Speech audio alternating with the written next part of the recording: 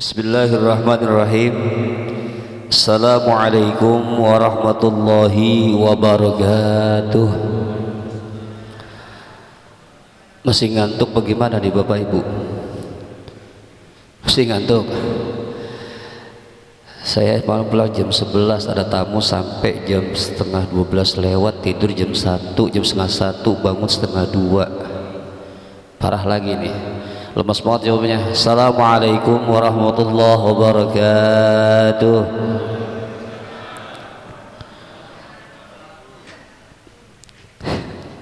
Bismillah, alhamdulillah, salatu wassalamu ala rasulillah Muhammad bin Abdullah wa ala alihi wa sahbihi wa mawalah, wa la hawla wa la quwata illa billah, amma ba'du. Bapak Ibu hadirin yang dirahmati Allah subhanahu wa ta'ala, mari bersama-sama kita memanjatkan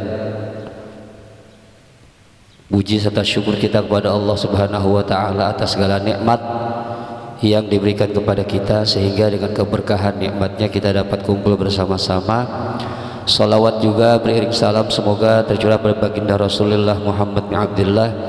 Insyaallah kita akan sama-sama mendapatkan syafaatul uzma di yaumil akhir nanti. Singkat waktu, ini subuh kita bersyukur kepada Allah subhanahu wa ta'ala bahwa pagi hari ini walaupun cuacanya dingin, kita masih tetap Allah gerakkan diri kita, takdirkan diri kita untuk sholat jamaah subuh. Bersyukur kita kepada Allah subhanahu wa ta'ala, karena yang namanya waktu, mau panas, mau hujan, mau siang, mau malam, yang namanya tempat, mau masjid dimanapun, saat apapun pakaian yang kita pakai, ini semua akan menjadi saksi di hadapan Allah subhanahu wa ta'ala. Di pengadilan biasanya ada saksi yang meringankan, ada saksi yang memberatkan. Sama nanti di hadapan Allah subhanahu wa ta'ala, ada saksi yang meringankan, ada saksi yang memberatkan. Karena itu setiap tempat, setiap waktu, setiap saat yang apapun kita kerjakan, baik siang maupun malam, satu saat nanti di hadapan Allah semua akan jadi saksi. Termasuk Masjid Al-Murtadha nih, termasuk tempat sujud nih.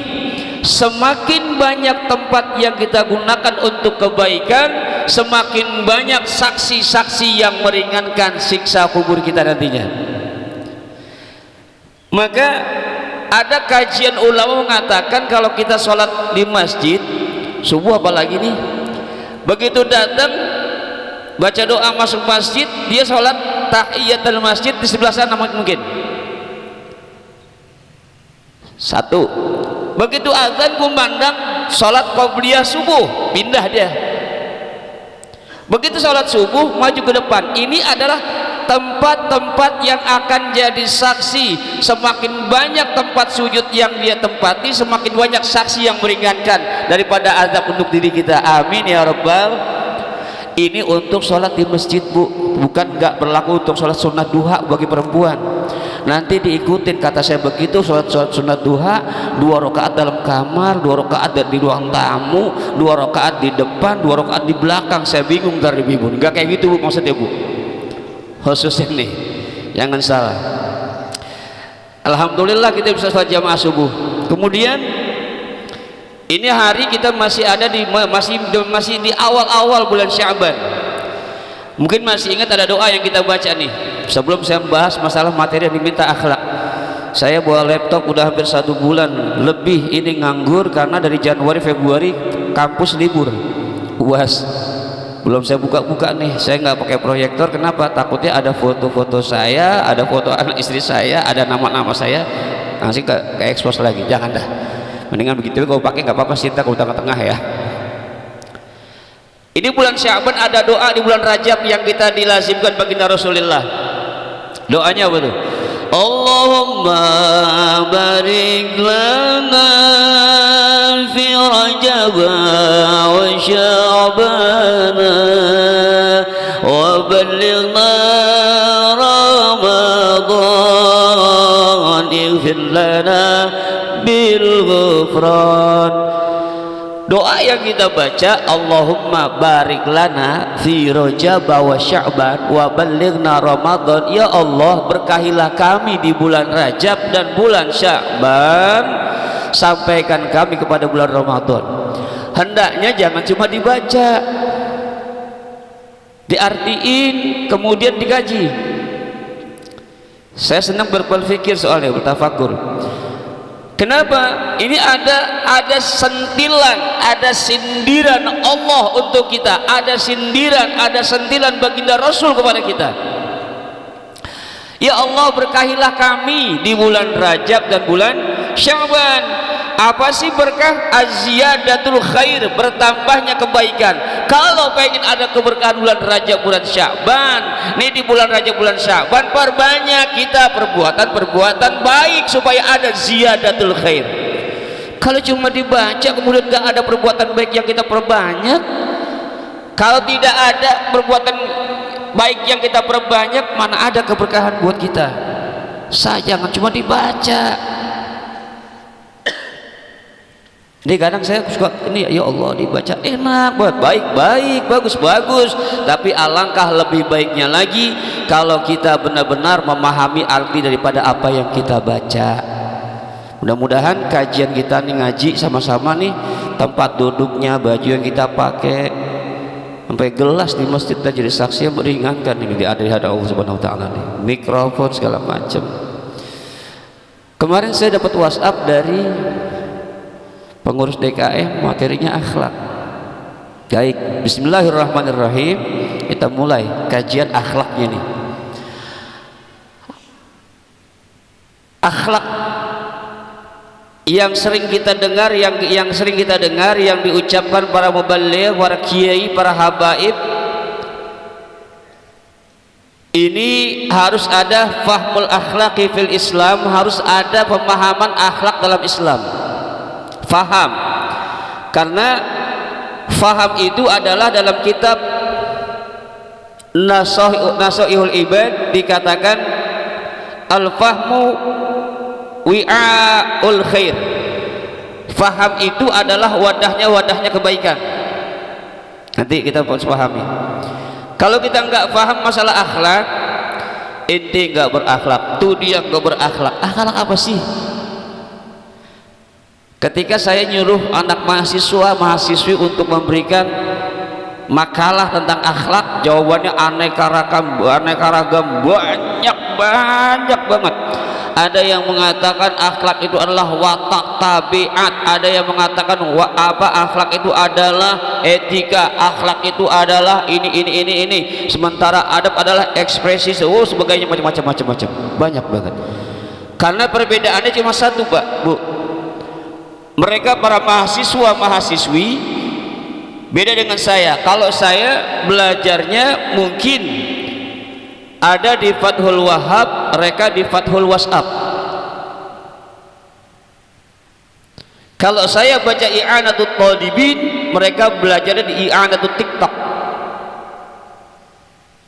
Kalau saya belajar di Masalikul Akhyar atau kitab yang lainnya, mereka belajar di Masalikul Facebook.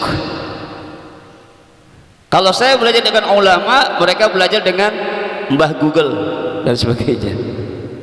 Salah enggak? Ambil yang baiknya tapi buang yang buruknya. Ada dua kata yang sering kita dengar, adab, akhlak, benar ya? Assalamualaikum. Oh, masih keren, mojok tidur, mengempet pojokan tidur, enggak ya? Assalamualaikum. Ada kata-kata akhlak, ada kata-kata adab.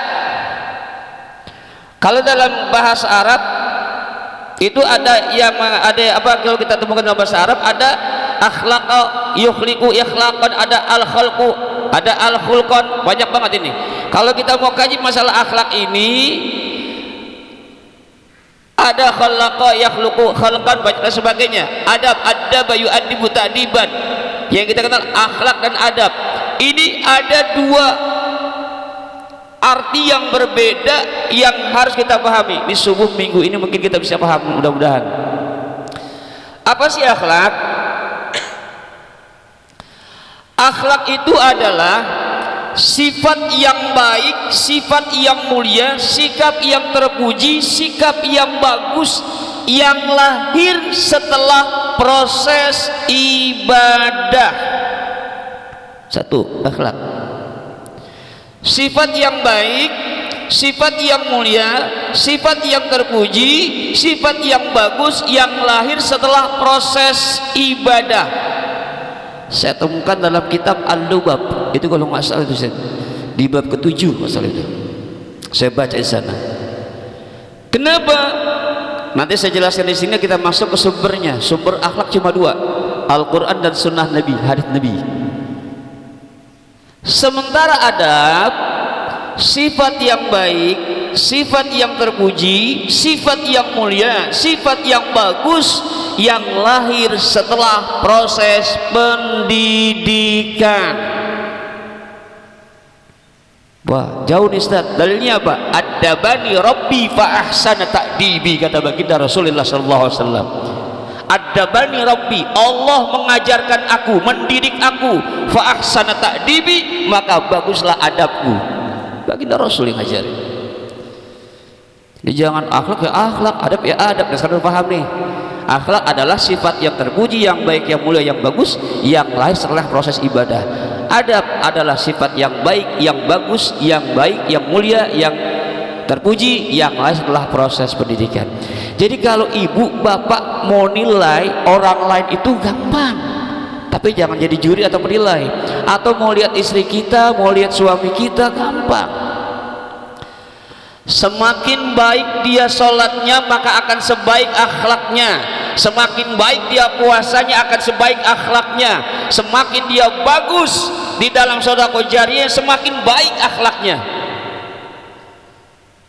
Mau lihat anak-anak kita, semakin baik dia rajin hadir di majelis ilmu, maka akan semakin baik adabnya, akan semakin baik tingkah lakunya. Semakin tinggi proses pendidikan seseorang, maka akan semakin tinggi adabnya. Sekolah sampai S1, S2 tapi adab nggak ada, ini kosong ilmunya berarti. Mau lihat anak kita nih, anak kita orangnya bagus banget nih, adabnya ini gampang. Kalau dia baik, berhasil atau enggak nih anaknya nih, kalau pengen tahu ya gampang, lihat aja adabnya. Bagaimana dia dengan orang tua, bagaimana dengan guru, bagaimana dengan sahabat, dengan tetangga, dengan saudara. Semakin baik itu akan menunjukkan semakin baik akhlaknya atau adabnya. Paham sampai sini Pak? Paham Pak akhlak Pak, nih ma'am adab. Jadi jangan sampai kita bicara akhlak ma'adab nggak paham. Akhlak itu perbedaannya semakin akhlak yang baik, yang terpuji, yang lahir setelah proses ibadah. Ustadz, jangan orang lain ustadz, guru-guru, kiai-kiai, kalau dia semakin baik adabnya, berarti tandanya baik di ibadahnya, kayak gitu aja. Tapi kalau ngomongnya udah kasar, udah nggak beres, udah kotor, itu tanda nggak berhasil ibadahnya. Kunci satu. Kemudian kita lihat daripada musaddirul akhlak, sumbernya akhlak ada dua tadi saya bilang, Al-Quran dan Sunnah. Banyak banget dalam Al-Quran ini, saya temukan dalam surah Al-Isra ayat 9. Inna hadzal Qur'ana yahdi lillati hiya aqwam. Assalamualaikum. Sesungguhnya Al-Quran memberi petunjuk ke jalan yang lurus. Banyak buat dalilnya. Ada misalkan Al-Ahzab ayat 21, laqad kana lakum fi rasulillahi uswatun hasanah liman kana yarjullaha wal yawmal akhir wa dzakarallaha katsira, dan sebagainya. Bahkan ketika Siti Aisyah ditanya tentang akhlak Rasulullah, jawabnya kapan? Kana khuluquhul Quran. Quran sumbernya nih. Yang kedua, sunnah baginda Rasulullah sallallahu alaihi wasallam, hadis Nabi. Sunnah. Maka sampai hadis riwayat Muslim nomor hadis 746, baginda Rasul bersabda, fa inna khalqa nabiyallah sallallahu alaihi wasallam kana al-Qur'an, sesungguhnya akhlak Nabi sallallahu alaihi wasallam adalah Al-Qur'an. Jadi kalau kita mau punya diri kita, suami kita, istri kita, saudara kita, anak-anak kita pengen bagus akhlaknya, perbanyak baca Al-Quran, pelajari, kemudian kaji, kamu amalkan dalam kehidupan sehari-hari. Al-Quran gak sebatas dibaca Pak Bu. Kalau yang faham arti dalam Al-Quran, yang faham, saya belum kebetulan ini, yang paham arti Quran, kalau dia baca tentang azab neraka, tentang kepedihan siksa dari Allah, dia akan mengucur air matanya. Kalau orang yang faham tentang isi Al-Quran, maka dia akan semakin baik ibadahnya pada Allah Subhanahu wa Ta'ala. Ada hadis Nabi Muhammad SAW yang saya temukan dalam kitab Ta'limul Muta'alim dan juga dalam kitab Taksirul Muta'alim, ada dua itu. Baginda Rasulullah SAW menjelaskan, innallaha qad ba'atsani liutammima makarimal akhlaq wa mahasinal af'al. Ditegaskan baginda Rasulullah SAW, sesungguhnya Allah mengutus aku, kata baginda Rasul, adalah untuk menyempurnakan akhlak dan membaguskan amal perbuatan.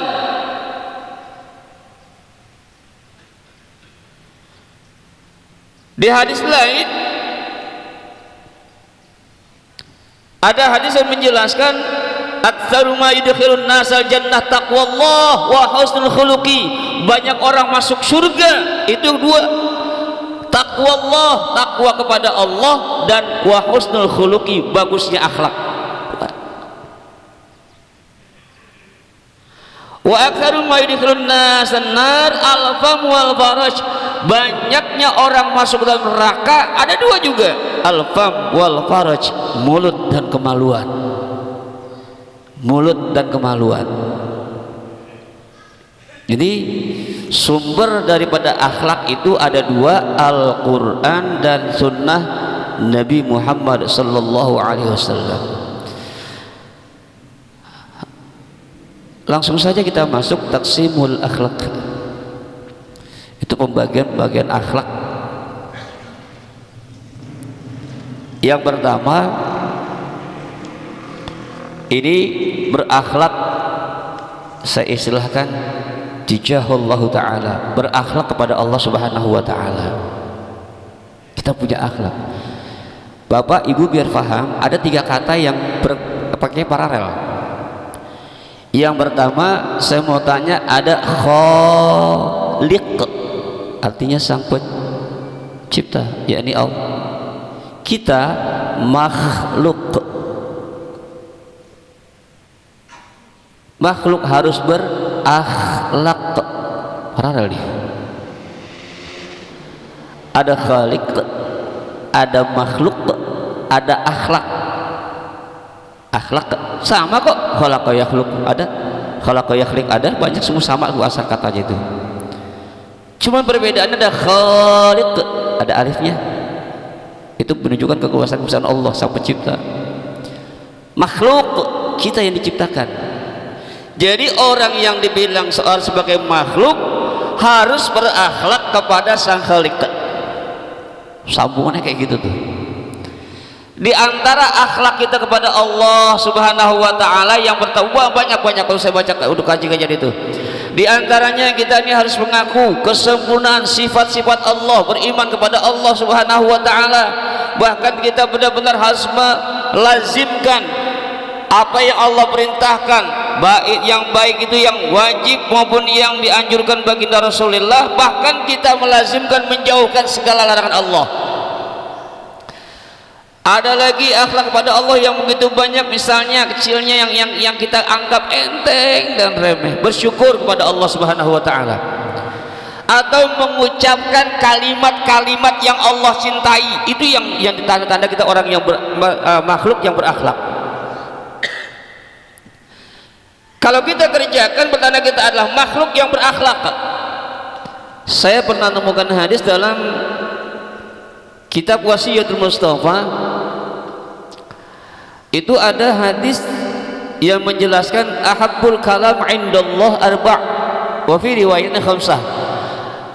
Kalimat yang Allah sukai itu ada 4, di riwayat lain ada 5. Yang pertama subhanallah, alhamdulillah, la ilaha illallah, Allahu akbar. Wa fi riwayat khamsah, yang riwayat lain yang 5, la haula wala quwwata illa billah. Saya mau tanya sekarang, dipraktekin nggak Pak? Jujur, praktekin nggak nih? Nanti saya tes satu-satu.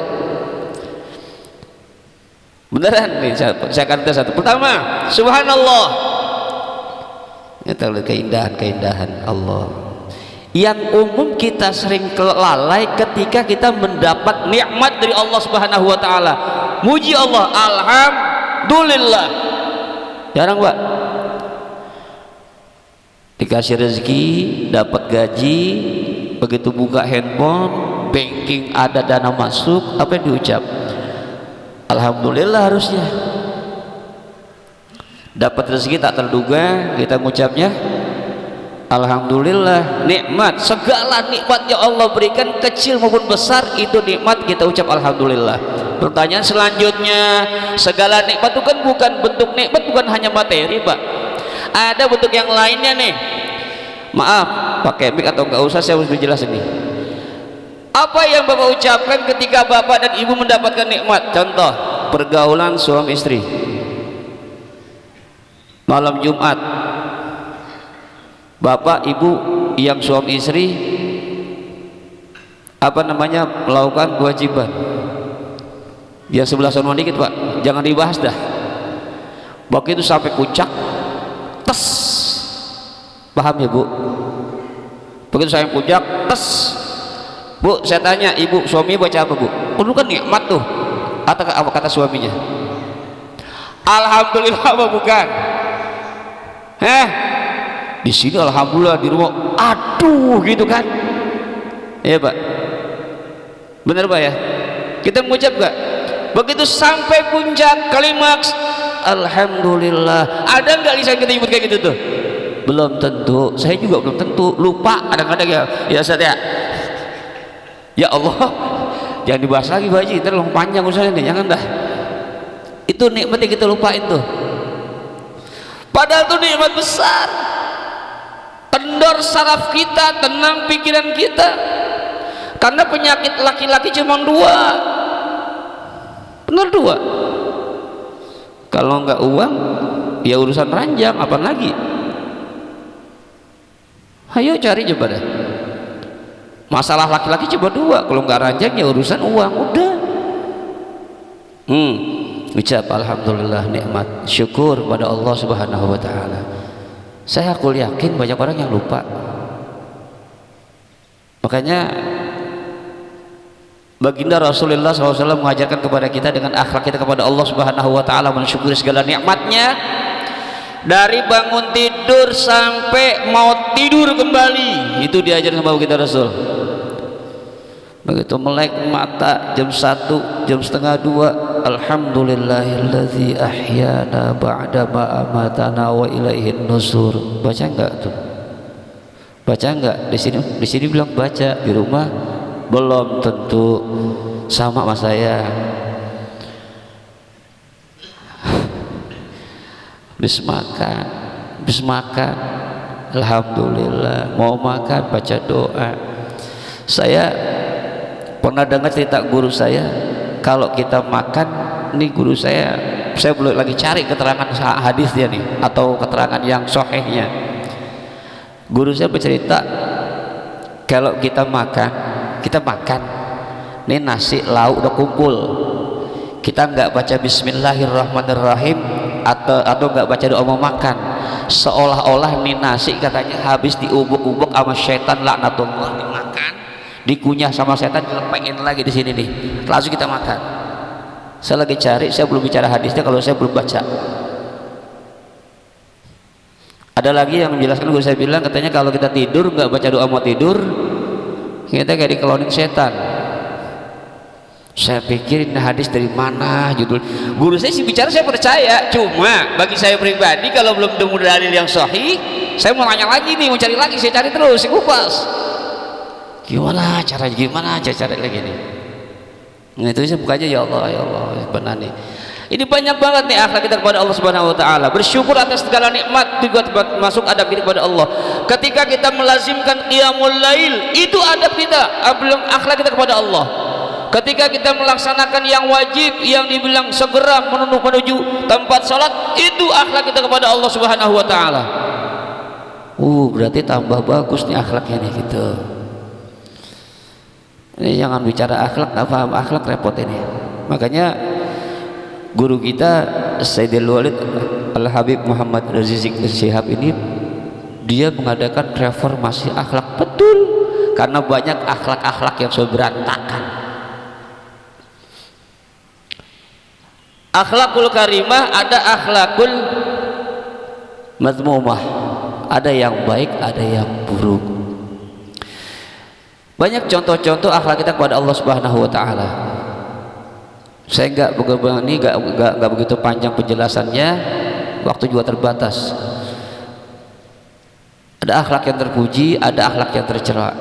Banyak, ada bahkan kita ini diajarkan untuk berakhlak kepada ikhwanihil bashar, kepada saudara sesama manusia. Kita harus memiliki akhlakul karimah kepada ikhwanihil bashar, sesama manusia. Yang harus kita pahami ini, akhlak kita sesama manusia ya diantaranya antara suami dengan istri, istri dengan suami, orang tua dengan anak, anak dengan orang tua dan lain sebagainya. Ini kalau bisa, ini ada akhlak-akhlak yang dibilang terpuji, yang baik. Kalau sudah akhlaknya bagus, maka pastinya dia akan mendapatkan keharmonisan dalam rumah tangga, dalam bermasyarakat. Hakul yakin itu. Kenapa saya katakan demikian? Ada dibilang akhlak sesama manusia ini jarang dipakai.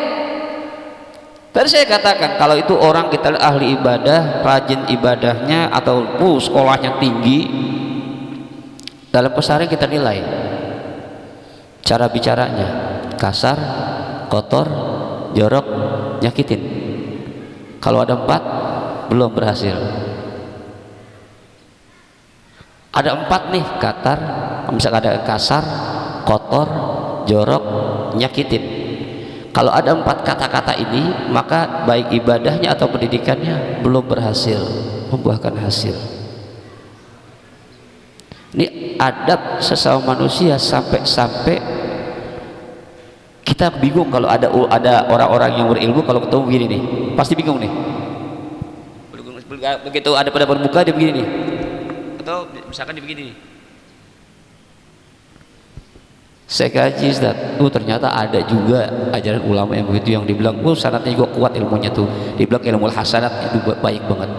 Jadi ada sifat-sifat yang dibilang, sifat-sifat yang terpuji itu banyak. Misalnya contohnya sabar menghadapi musibah, sabar, apalagi nih, nggak nyakitin diri sendiri, sabar diem aja, Ustaz, bukan mau dipukul orang, sabar, insya Allah banyak, saya yakin. Sakit, sabar, Allah kasih penyakit, mati. Sabar ini dibilang keluar dari permasalahan yang kita hadapi dengan jalan yang Allah redha. Sakit, berobat. Kesusahan, kepayahan, berusaha, ini dia. Jadi jangan bukan diam aja, nih sabar. Dalam menghadapi musibah, ya mau sabar. Kenapa? Orang yang sabar ini benar-benar menunjukkan pribadi seorang manusia yang benar-benar dia sudah berhasil di dalam ibadahnya dan pendidikannya. Makanya orang yang sabar ini berat, karena sabar ini balasannya surga. Kalau misalkan sabru atau sabar balasannya kipas angin mungkin gampang, karena balasannya surga maka dia agak berat untuk kita jalani. Makanya kita berusaha terus tidak menyakiti diri sendiri. Ini di ayat Asyar Hurum itu ada, fala yadhlimu fihinna anfusakum, jangan kalian zalimi, jangan kalian sakiti diri kalian masing-masing. Sakiti dengan cara Ustaz, maaf, perbuatan kalau nyakitin mukul badan sendiri nggak mungkin, jarang, kecuali orang stres. Yang sering itu nyakiti di sendiri dengan perbuatan maksiat, sayiat, dolalat, mungkar dan sebagainya. Makanya kalau orang yang memiliki akhlak yang baik, adab yang baik, dia tidak akan menyiksa dirinya dalam lumpur atau perbuatan-perbuatan yang mengandung dosa. Nggak akan menyakiti itu.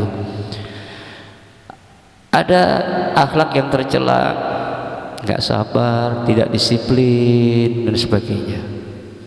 Ini kita sama-sama pahami, ternyata sabaran itu harus panjang penjelasannya. Ini saya buka file dari LDK Majelis Ta'lim Izzatul Ummah tahun 2001 kalau nggak salah ini.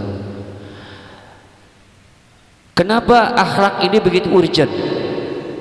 Begitu kalau bahasa kitab tuh darurah at-tatawwur fil akhlak, benar-benar penting dan sangat utama, karena akhlak itu akan mencerminkan satu, kualitas keimanan seseorang, yang kedua kualitas ketakwaan seseorang.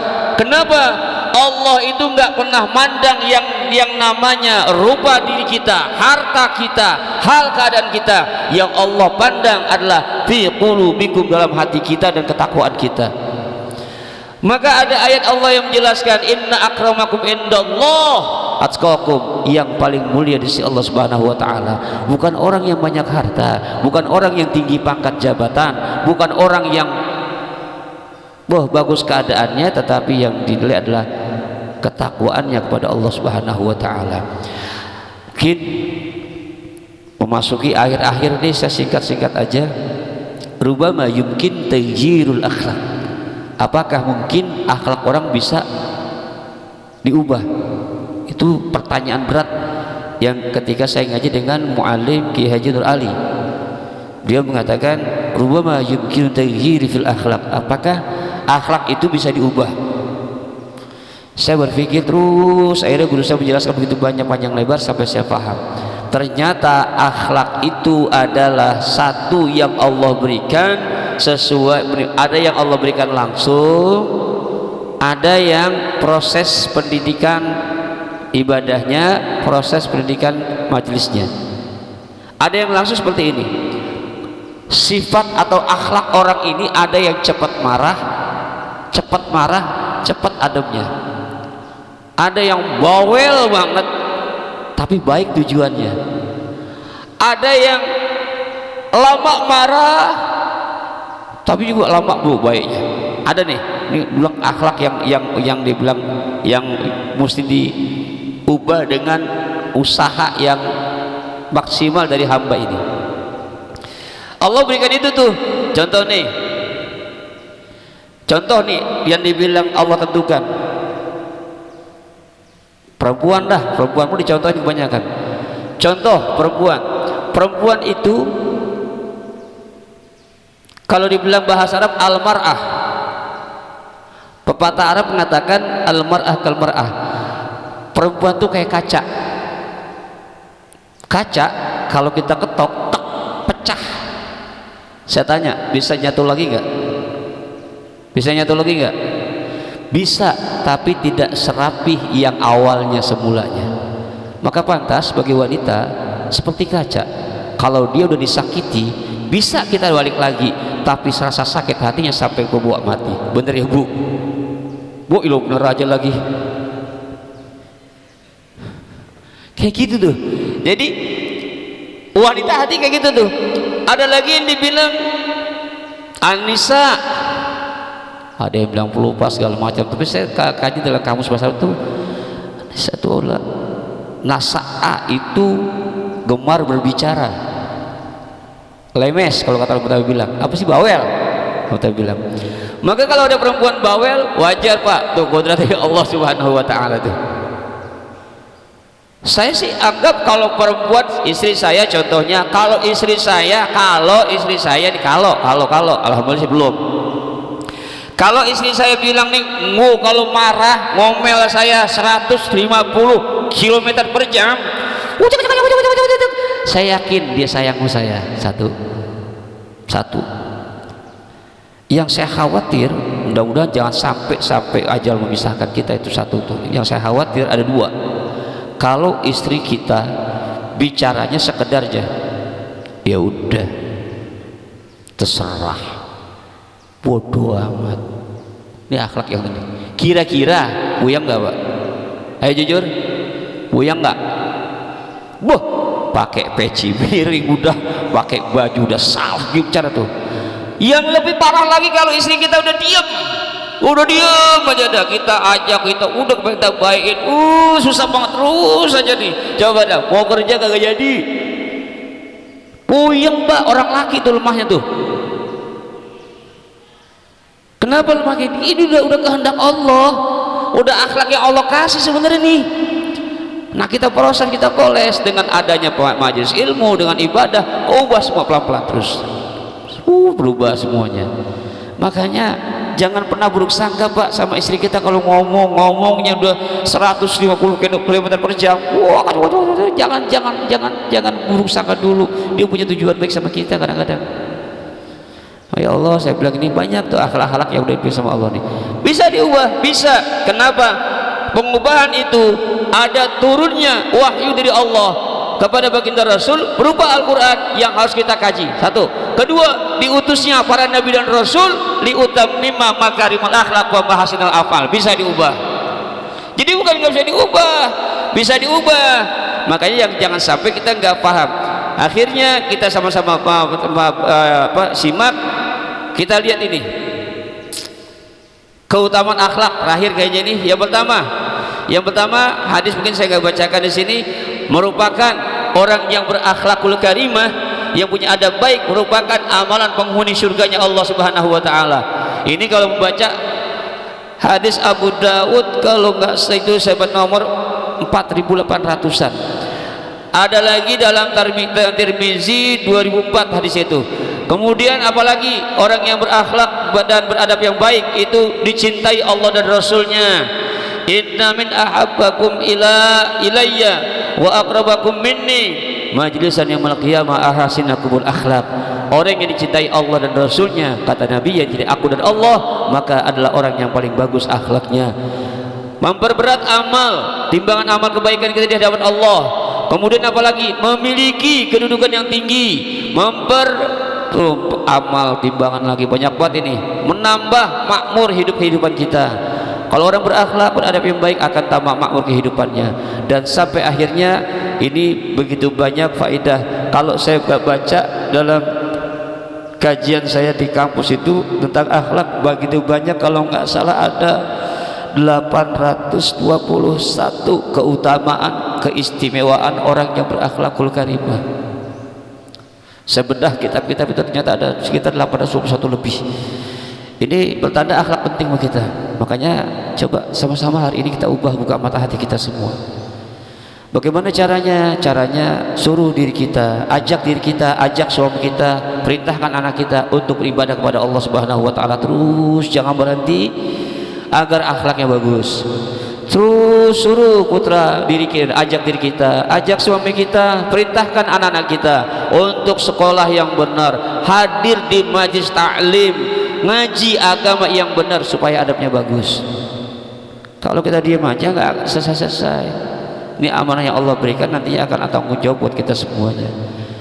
Bapak Ibu yang dirahmati Allah Subhanahu wa taala, banyak adab dan akhlak yang ini termasuk akhlak kepada hewan, akhlak kepada alam, itu banyak ya. Mudah-mudahan ini semua kajian akhlak sebenarnya panjang Bu, Pak, panjang banget ini harusnya. Ini waktu yang nggak mungkin kan, mungkin lain kesempatan kalau bisa diberikan materi-materi yang lain saya siapkan nantinya. Tapi untuk hari ini mudah-mudahan Bapak Ibu paham ulasan kesimpulannya, biar paham akhlak adalah sifat yang baik, sifat yang mulia, sifat yang terpuji yang lahir setelah proses ibadah. Kalau ibadahnya bagus, ibadahnya baik, semakin bagus ibadahnya, semakin baik ibadahnya, semakin baik akhlaknya, semakin bagus akhlaknya. Adab, sifat yang baik, sifat yang bagus, sifat yang terpuji yang lahir setelah proses pendidikan. Semakin bagus dia ngajinya, hadir di majelis ilmunya, semakin bagus, semakin tinggi, semakin tinggi sekolahnya, maka akan semakin baik adabnya. Nah, ini harus kita pahami, akhlak itu penting. Orang yang berakhlak adalah satu barometer ukuran dia imannya kepada Allah Subhanahu wa taala. Kalau ini enggak ada, maka akan hancur punah keimanan kita kepada Allah Subhanahu wa taala. Oleh karenanya, buka mata hati kita, ajak semua diri kita, suami kita, perintahkan anak kita rajin ibadah, rajin ngaji, semuanya biar akhlaknya bagus, biar adabnya bagus. Untuk akhir, apabila ada kekurangan, saya mohon dibukakan pintu maaf yang seluas-luasnya. Mata udah mulai sayup-sayup, mudah-mudahan disiapin kopi gitu, mudah-mudahan ya Ustaz ya. Ada Mualim Ahmad yang nemenin saya. Lain kesempatan mungkin ada waktu kita nanti bisa ketemu kembali, dan saya mohon maaf atas segala kekurangan kekhilafan saya dan juga minta ridhonya. Kemudian juga kalau yang benar datang dari Allah, salah dari saya pribadi, mohon dibukakan pintu maaf yang seluas-luasnya. Semoga apa yang kita pelajari pagi hari ini menjadi ilmu yang manfaat buat kita, jadi ilmu yang benar-benar bisa membawa kita untuk mencapai ridhonya Allah Subhanahu wa taala. Bihadhihi niyatil mazkur. Al-Fatihah. A'udzubillahi minasyaitonirrajim. Bismillahirrahmanirrahim.